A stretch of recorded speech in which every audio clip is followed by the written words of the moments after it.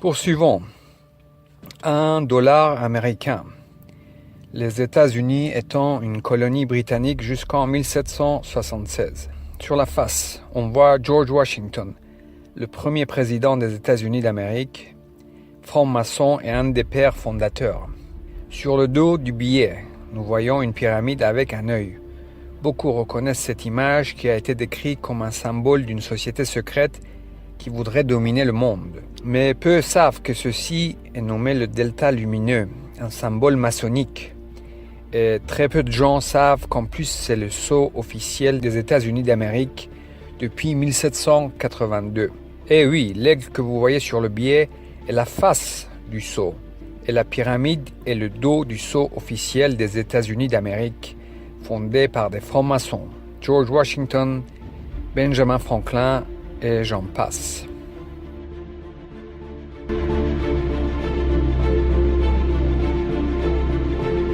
Olive branch, and I think this really signifies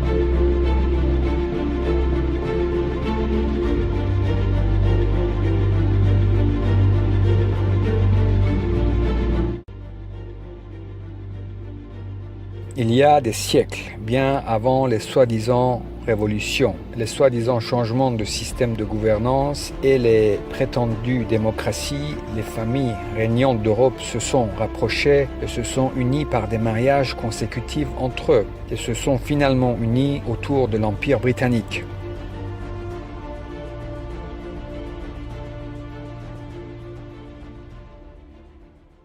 Ils se sont unis autour de l'Empire britannique et nous allons voir ici à quel point ils sont proches. Ici, nous voyons George V avec sa petite fille, la reine Élisabeth d'Angleterre. Donc ce George V avait une sœur qui s'appelait Maud, qui a eu un fils qui était le roi de Norvège, Olaf V. Et Olaf V a eu un fils, Harald V, l'actuel roi de Norvège, cousin de la reine Élisabeth d'Angleterre. Nous voyons à nouveau George V. George V avait un oncle qui s'appelait le prince Arthur, qui a eu une fille qui s'appelait Margaret. Et Margaret a eu une fille qui s'appelait Ingrid de Suède. Et Ingrid a eu une fille, Margaret II, l'actuelle reine du Danemark, cousine de la reine Élisabeth. Ce même Margaret, la cousine de George V, était aussi la mère de Gustave Adolphe, qui a eu Charles XVI Gustave, l'actuel roi de Suède, cousin de la reine Élisabeth.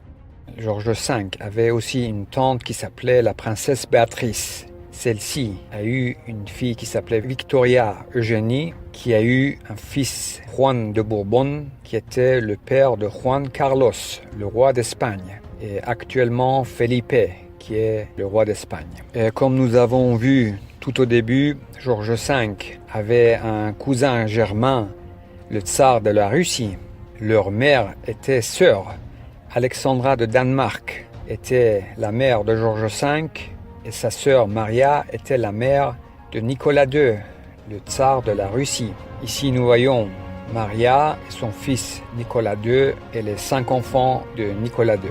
Et George V a eu plusieurs fils. Il a eu le père de la reine Elisabeth, George VI, mais il avait aussi un fils qui s'appelait George de Kent. Ce dernier a eu un fils qui s'appelle Prince Édouard de Kent. Et nous allons voir qui est Édouard de Kent.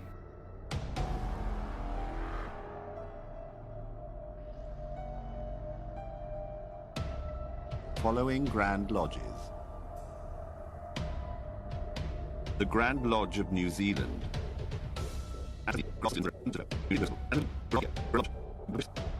The Grand Lodge of the State of Israel.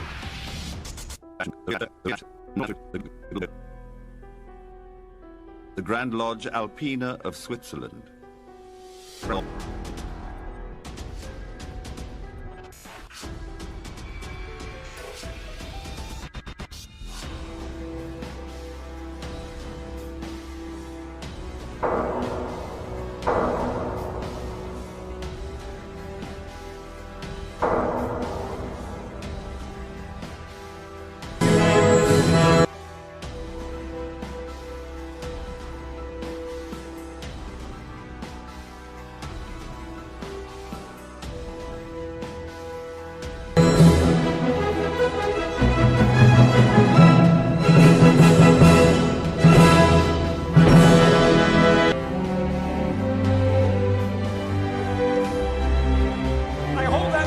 Self-evident, Brother Franklin, all men are created equal.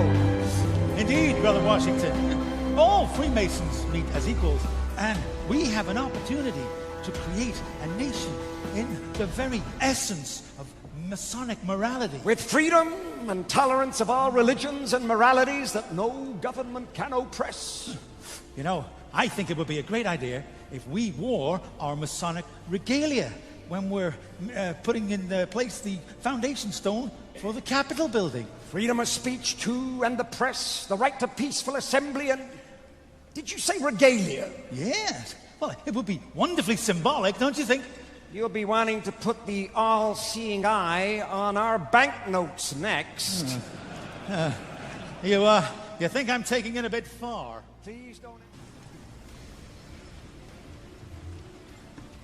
To order, brethren, to receive the most worshipful, the Grand Master.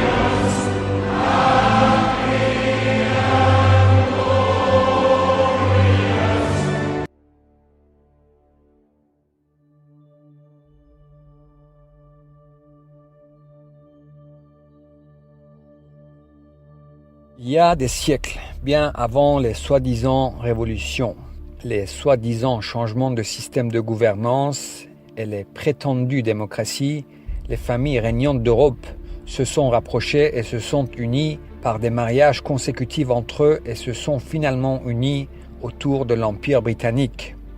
Ces familles ont compris qu'afin de ne pas perdre leur pouvoir, ils devaient s'unir et de manœuvrer subtilement auprès des peuples, leurs sujets. Face au peuple, ils devaient être une seule force, un seul groupe dans le monde entier. Ils ont compris que pour régner continuellement, ils devaient manipuler les gens, ils devaient former et utiliser diverses et multiples formes de gouvernement, d'États, de partis opposés, de dirigeants, bref, des fusibles remplaçables qui sauteraient à leur place et qui changeraient au gré des périodes et besoins. Et ils l'ont fait. Ils ont compris qu'ils devaient manipuler non seulement la majorité, mais aussi une minorité plus proche qu'ils avaient besoin de persuader et conquérir, qui serait plus ou moins au courant de cette vérité, des secrets, leurs gens. Et ils ont alors mis en place cette fraude de franc-maçonnerie. Des gens qui se penseront frères et chevaliers, qui penseront à travers leur activité quotidienne œuvrer pour le bien. Ils ont compris que pour réussir et arriver à leur fin, ils devaient procéder d'une manière méthodique, mathématique, scientifique, face aux masses et rester extrêmement bons et crédibles face à leur minorité. Pour les peuples, les masses, la fraude des États, les votations, la démocratie, les dictatures, les guerres, les coups d'État, les révolutions, etc., etc. Pour leurs gens, les francs-maçons, l'illusion d'une démarche vers un monde meilleur et équitable pour tous et de la bienfaisance et l'humanisme en surdose. Associations et fondations à volonté, faire de la bienfaisance à grande échelle et jamais leurs gens ne questionneront des bienfaiteurs soi-disant désintéressés.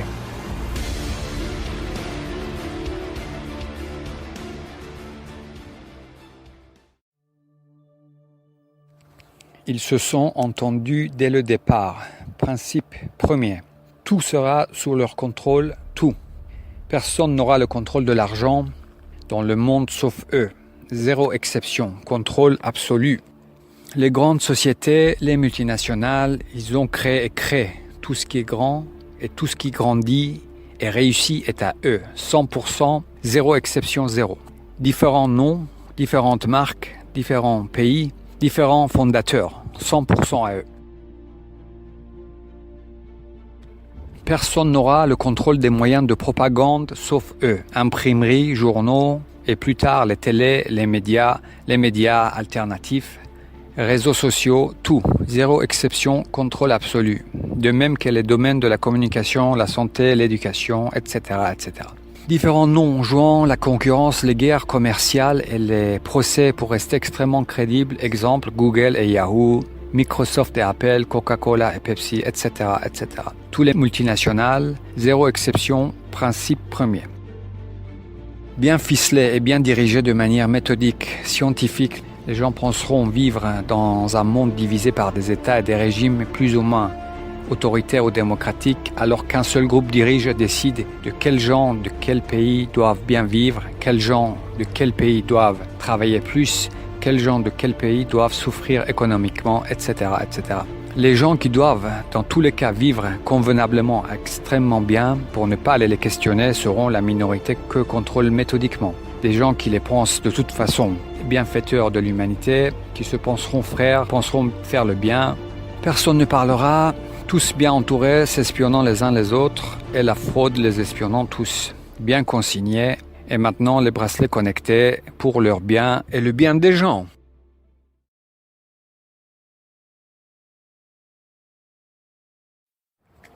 La politique dans le monde, c'est eux, à 100%. C'est un des principes premiers. Les partis opposés, les partis extrêmes qui s'insultent les uns les autres, les nouveaux partis selon les tendances, les parlements, les parlementaires, depuis des siècles déjà.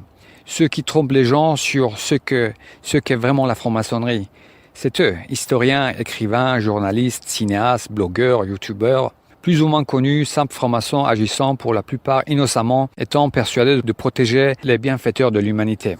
Ceux qui connaissent ces secrets n'ont aucune raison de vouloir les divulguer. Ils ont au minimum une vie décente, ils vont pas laisser leurs gens dans le malheur, sinon ils questionneraient les choses.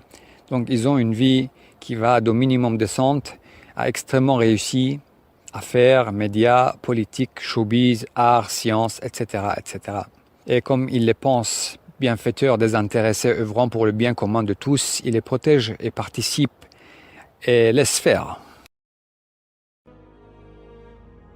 Le caritatif, ou comment créer des fidèles, construire une base et fidéliser autour. Frontalement, ce n'était pas possible. Alors, ils ont imaginé comment s'assurer le soutien et la fidélité d'une minorité autrement que par l'argent seul.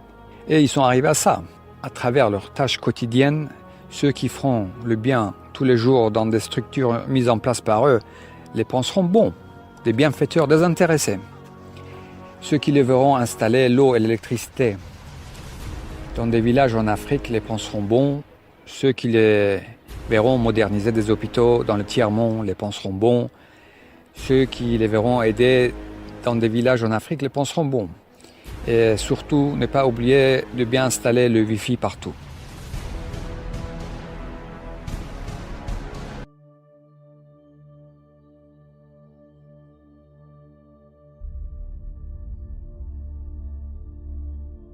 À travers leur acte humanitaire, ils montrent par intérêt une volonté de vouloir faire le bien et aboutir à quelque chose de mieux pour tous. Ce n'est pas le cas, ce n'est pas leur but final. En agissant de sorte, ils savent que des gens honnêtes les protégeront, faisant confiance aux bienfaiteurs simples et désintéressés. Leur acte de bienfaisance est en premier lieu par intérêt, pas pour authentiquement aider. L'intérêt premier étant de séduire, plaire et convaincre une minorité d'accepter et de penser que tout ce qu'ils font est donc bon, et les laisser faire en les protégeant et en restant silencieux. Aider les gens, passer par la charité et la solidarité est une stratégie pour plaire et amadouer qu'ils ont élaborée il y a des siècles. Ce n'est pas une fin en soi. Ils ne cherchent pas le bien-être commun. Leur acte caritatif est un calcul, sachant dès le départ que pour acquérir la fidélité des gens, qui les protégeront pas uniquement pour de l'argent, ils devaient de façon crédible paraître extrêmement bons et charitables. Bref, des humanistes bienfaiteurs, désintéressés, et ils l'ont fait. Et le font ainsi. Ils ont compris qu'ils devaient paraître honnêtes, et donc des gens qui ont pillé le monde entier, et des générations de gens dans des pays qu'ils ont qualifiés de non-civilisés se sont mis à promouvoir et vanter l'esprit chevaleresque et l'honnêteté et la moralité à leurs gens. Voilà, il n'y a plus de lutte de pouvoir dans ce monde. Il n'y a pas, il n'y a plus. Cela a été réglé il y a des siècles déjà. Un seul groupe, un seul mène le show. Les révolutions, les révolutionnaires, soi-disant emprisonnés héros, c'est eux. Le putschiste qui fait un coup d'état, le révélateur héros qui se cache dans une de leurs ambassades, c'est eux. Partout les mêmes. Il y a bien longtemps déjà, tout est faux, truqué. Mais il faut que ça reste extrêmement crédible, préparé des années et des décennies en avance, avec de multiples pions présentés au public et rendus plus ou moins connus par leurs médias pour des multiples variantes de scénarios de changement de régime au besoin.